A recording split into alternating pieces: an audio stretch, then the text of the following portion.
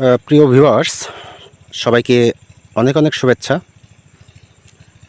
আবারও প্রায় 20 দিন পর মাঠে অবস্থান করছি। উদ্দেশ্যটা একটু আপনারা ভিডিওর মাধ্যম দিয়ে দেখানোর চেষ্টা করছি।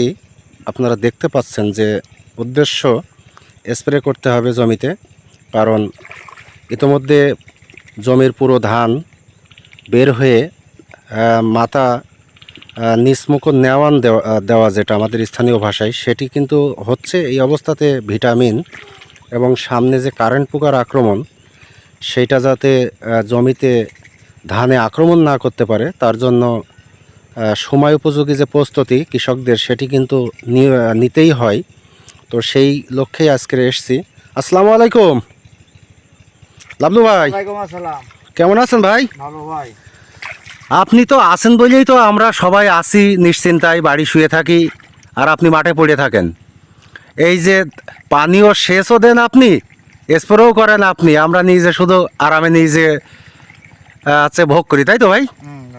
তো আজকের যেহেতু আমি দর্শকদের বলিয়ে দিয়েছি যে কারেন্ট পোকা এবং ভিটামিন।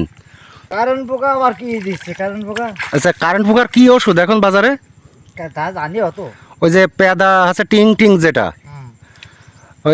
ওইটা, আর হচ্ছে ওই স্কোর যেটা, ওই যে সিনজেন্টা কোম্পানির, তাই তো ভাই? তাহলে ওইটাই যাবে। তো আপনি দিতে থাকেন, আমরা একটু দর্শকদের দেখাতে থাকি।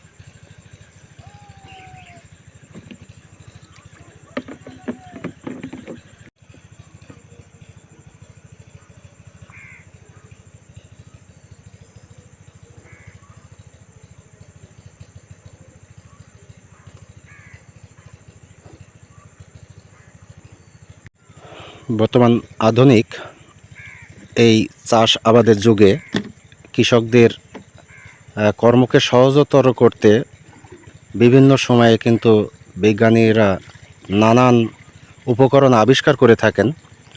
আগে হাত মেশিনে কিন্তু চেপে চেপে এই স্প্রের কাজটি করা হতো, আর এখন চার্জার মেশিনে খুব স্বল্প সময়ে অধিক জমিতে কিন্তু এই স্প্রের কাজটি করা হয়। তেমনই আজকের একটি দৃশ্য আমরা দেখাবো যে কিভাবে এই স্প্রের কাজটি চার্জার মেশিনে করা হয়। ভাই, আমি তুলে দিচ্ছি, দাঁড়ান।